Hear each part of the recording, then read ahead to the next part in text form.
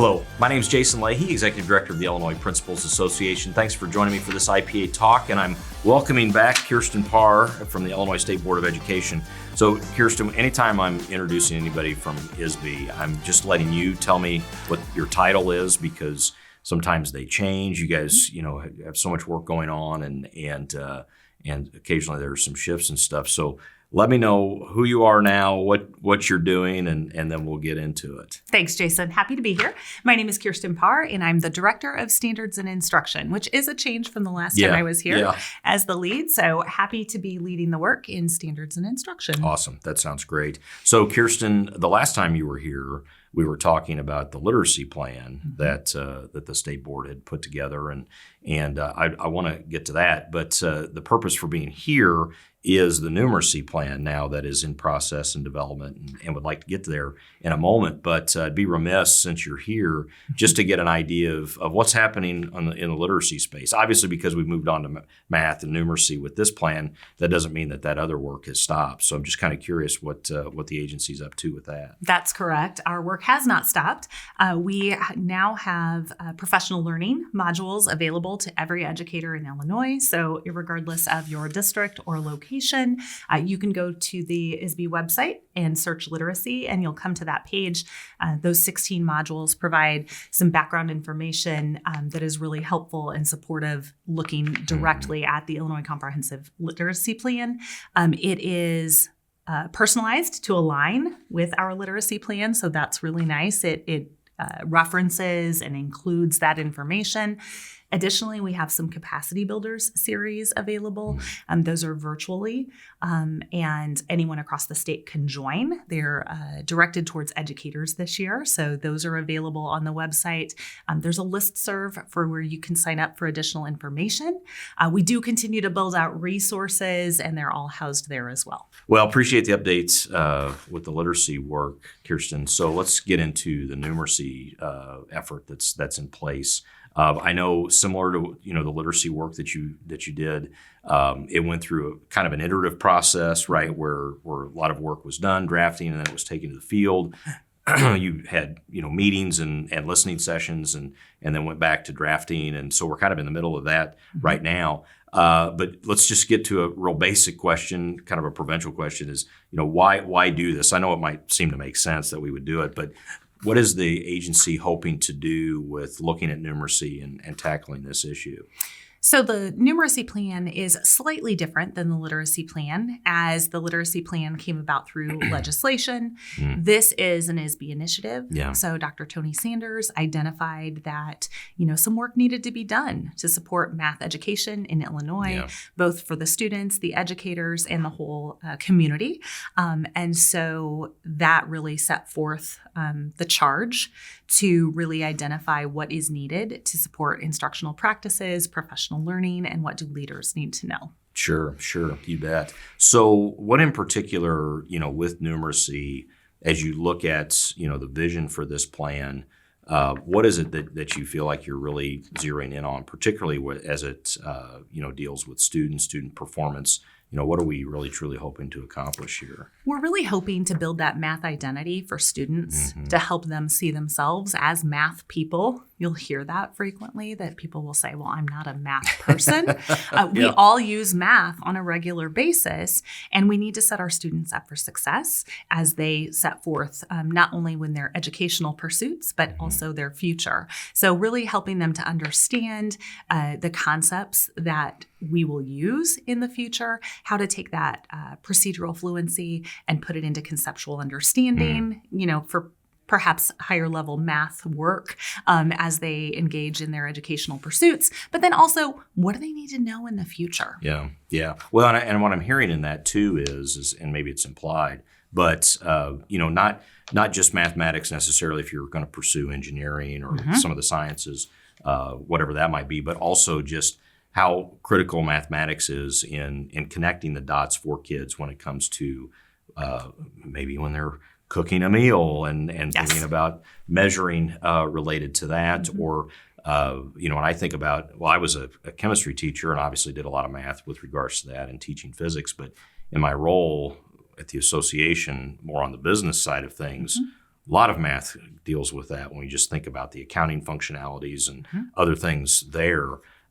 There's just a lot of dots that can be connected here for kids. Absolutely. And really taking that, what do we know in the classroom? How will that inform our future? Yeah. And how can we build that number sense and mathematical understanding as a solid foundation for their future? Yeah. Well, the other thing I would say, too, as I was reading through the plan, just thinking more broadly in terms of our state educational goals when it comes to our kids, we obviously are also just from a basic perspective trying to raise overall student performance in mathematics and numeracy.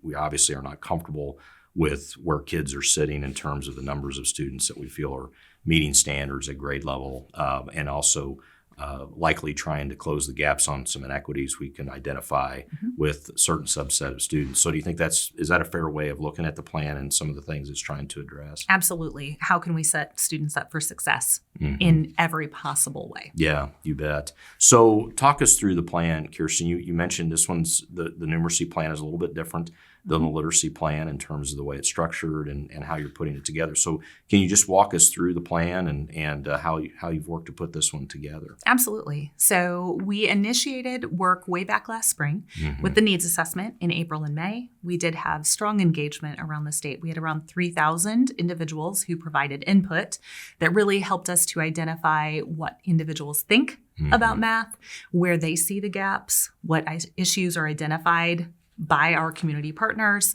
and educators, parents. Yeah. And so that really helped us to identify and set forth in the needs assessment where we would begin. So then we had the summit in June. And in that opportunity, we kind of heard from both national and Illinois individuals in the math community to kind of identify and look closely at, I'd say, a current state of where we are, and then to work towards what do we need to address moving forward. From the individuals who participated in the needs assessment and in the work in June, we then pulled together 28 drafters from various perspectives and stakeholder groups who came together in the very not busy. That's ambitious, bringing 28 people together in that way. 28 people together in the, absolutely calm months of August and September. Right. Nothing happening in education at that time. In the literacy plan, the original drafting happened in April and May. Right. And also, not the best time. However, we really feel that the importance of this plan and the timeline that we've set forth, the individuals who did come together on the drafting team really also saw that need and dedicated that time. We're eternally grateful for them. For lending their perspectives. And based on their perspectives and interest and background, we identified 4 groups and put them together, broke them apart. They were supported by an ISB staff member in each of those groups. And they really, again, started with the pen in the hand of the stakeholder to put those words on paper. So ISB did not initiate the initial words, those came from the field. Yeah. And so we really are proud of that fact, that we had educators and individuals who wished to donate that time, right? See the importance of this plan and the work. And so the drafting team put forth those original words, and it came to the board in October. Okay. And that is what ended up in draft 1. Sure. So talk us through a little bit about what, with these 4 groups, like what were these different groups really focused in on in their effort? So the 4 groups really put forth the 4 sections that are in the draft 1 of the plan. Okay. So the vision and purpose. Right. Section 1, which really, it has a longer name, but it's really focused on instructional practice. Yeah. So I use the shortened words for the sections: vision and purpose, instructional practice, what do educators need to know for professional learning, and then what do leaders need to know for section 4. Okay. So that's what you see in draft 1. And we're really excited that we're all the way into revising draft 1 at this point in time. Sure, you bet. Well, as we talked before we started recording, the iteration of the plan will continue. And as you referenced, the hope is to rework the current draft, take it back out to the field for another round of input, and then hopefully this summer we'll see a finalized draft then that the field can leverage and move forward. One thing that I appreciate, what I felt like was a similarity between what's being done here with numeracy versus literacy, was you detail responsibilities that different stakeholder groups have. What I'm grateful for with that is that it doesn't just put the onus of improving instruction and then ultimately student performance related to literacy or numeracy just on the shoulders of the classroom teacher, for example, or the school leader or whatever. It really speaks to the fact that this is a full community. We're all in, right? It's a full community effort here with regards to that, and so I'm grateful. But obviously for this audience, I'm just kind of curious, in the early going here of the development of this draft. What is it, do you feel like, as the plan is continuing to develop, that school leaders likely need to really be paying attention to? I think key is setting up the conditions for success so that if we are working towards that ultimate goal of students seeing themselves as a math person, that schools are set up in ways that also allow that to happen. So really protecting those instructional minutes, providing the professional learning to the educators, looking at those local control decisions that are made. So what curriculum are we using? What does that vertical alignment look like? What does our math team who's around the table when we are making these math decisions that are impacting everyone in that community, right? And so really leaders are tasked with kind of setting the stage and putting all of those things in place. And we know that leaders have a lot of them on their plate. Yeah, absolutely. So knowing that teachers then ultimately will be, responsible for the delivery of instruction, what do you feel like they're going to find in this plan that could be helpful for them as they think through what it is that they could be doing to support their work in the classroom? Absolutely. I think a lot of what we will see, especially in iteration 2, based on the feedback we received in round 1, we'll be looking closely at those instructional practices that are aligned with evidence to be impactful. So that was a key piece of feedback that we heard for literacy. What does this look like in classrooms? And so we do have sections in the literacy plan that identify instructional practices aligned with evidence and instructional practices not aligned with evidence. And so you should anticipate that being included in the future for sure. So we haven't really touched on yet the feedback that has been received. We did take, after the plan was released in October, we did take it out on the road, as we did with literacy, and we had the opportunity to visit 7 different places in Illinois. So we were in all of the regions, very, very busy around the state. I'm going to use my list so I don't forget any. We started in Springfield. We also visited Naperville, Rockford, Champaign, Edwardsville, Carbondale, Chicago, and we also had a virtual session. Okay. So you had an opportunity for everybody to engage with this if they're interested in the work. And we did. I know we were promoting the sessions as well, yes. so hopefully getting people there for that. Absolutely. So I guess, as we think about this moving forward here, one of the things as I'm listening, I'm reflecting on, with literacy. There was kind of this cultural moment that we were dealing with when we were talking about science of reading. We were talking about kids, particularly maybe those that were dyslexic, that we were identifying some of the methods that were being used in literacy instruction weren't maybe meeting some needs, particularly when I think of dyslexic kids, which I have a couple of those, and so we were kind of in this cultural moment and working to move ourselves forward, and to a degree that some of that's a bit challenging, obviously, particularly when we're thinking about helping move people along that have been doing things a certain way and very passionate about it, and maybe have had some success for some students and understanding that. But this has been a little bit different, I would say, right? And yes. So can you kind of talk about that and maybe how that's gone for the agency with this? It has been different. And so one of the things that we are really balancing right now is the feedback surrounding procedural fluency and that conceptual application. And it's that tension between the two and the importance of almost partnership between the two. You Yeah. need that procedural fluency to move forward in your understanding.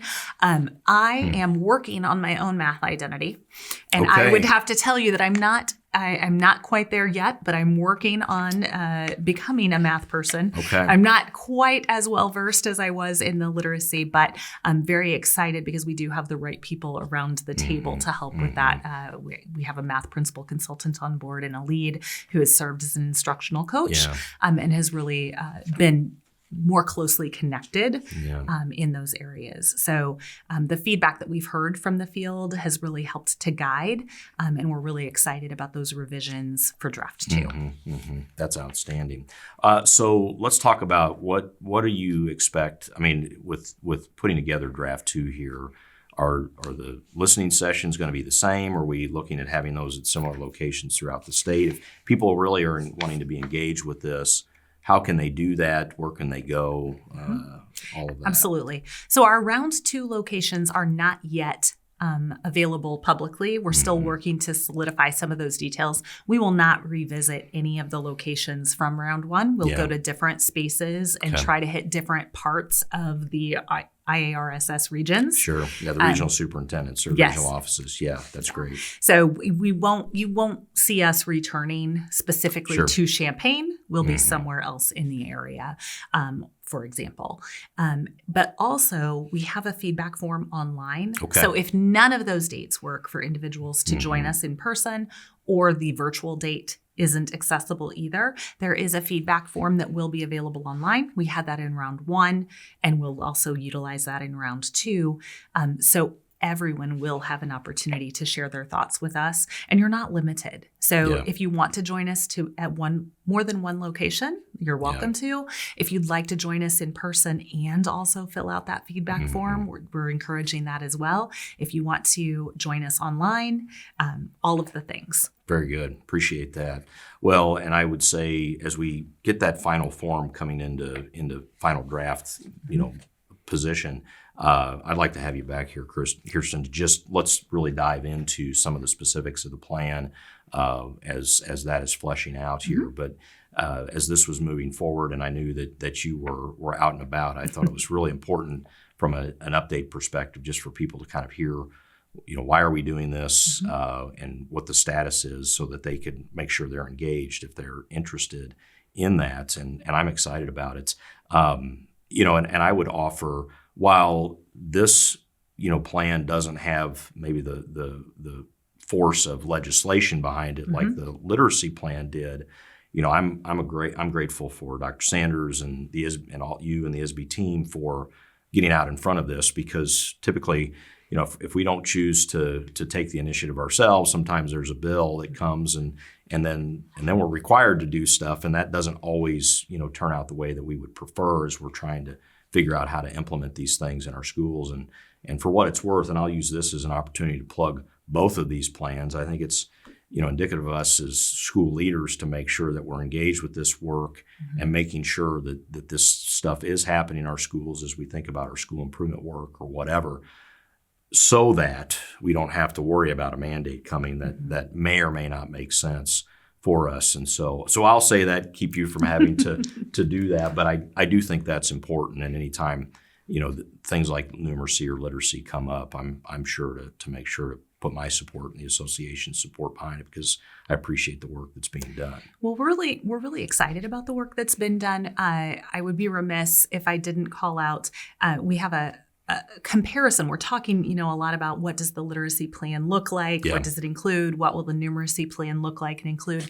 And my executive director, Dr. Rhonda Dawson, our department had been calling them sisters, not twins. Oh, and Dr. like that. Dr. Dawson coined the cousins, not siblings. Yeah. Because, there will be some differences that you'll see in the numeracy plan, but definitely echoes back to the literacy plan. So during round 1, we had a lot of questions about specific resources that were created. Right.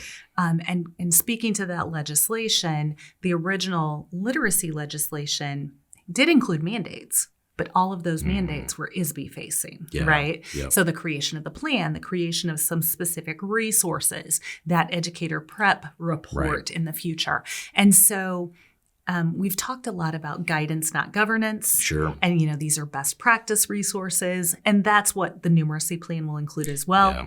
And so guidance over governance, there's still the local control and the ability to determine what that looks like at the local level.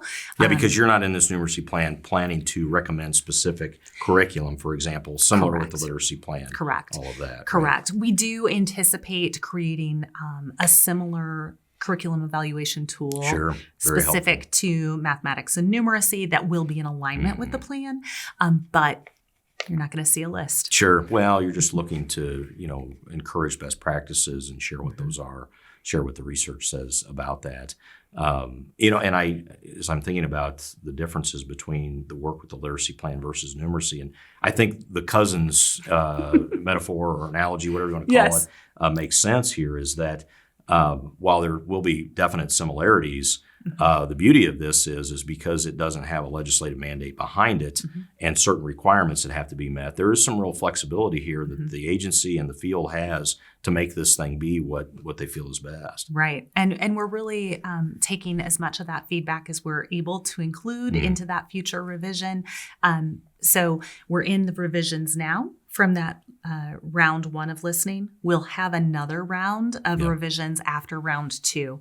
So really there'll be a lot of opportunity for individuals to inform, how close did we come in our revision? What is still missing? Where could we add some information or research that can help identify best practices for districts? Excellent. Very good. Last question, Kirsten. Obviously, I'm guessing people can go to the ISB website, find out more information. Absolutely. You can breadcrumb it through the ISB website and search for standards and instruction, or you can use the search bar up at the top. And if you add in the word numeracy on ISB.net, it'll take you directly to the page. Very good. And we'll be sure to include a link here in the show notes for this as well. So, fantastic. Kirsten Parr with the Illinois State Board of Ed. Thanks for being here. Thank you. Appreciate it. I appreciate the opportunity. Yeah, you bet. My name is Jason Leahy, Executive Director of the Illinois Principals Association. As always, if there's anything that IPA can do for you, you can give us a call or check us out on the web at ilprincipals.org. Take care.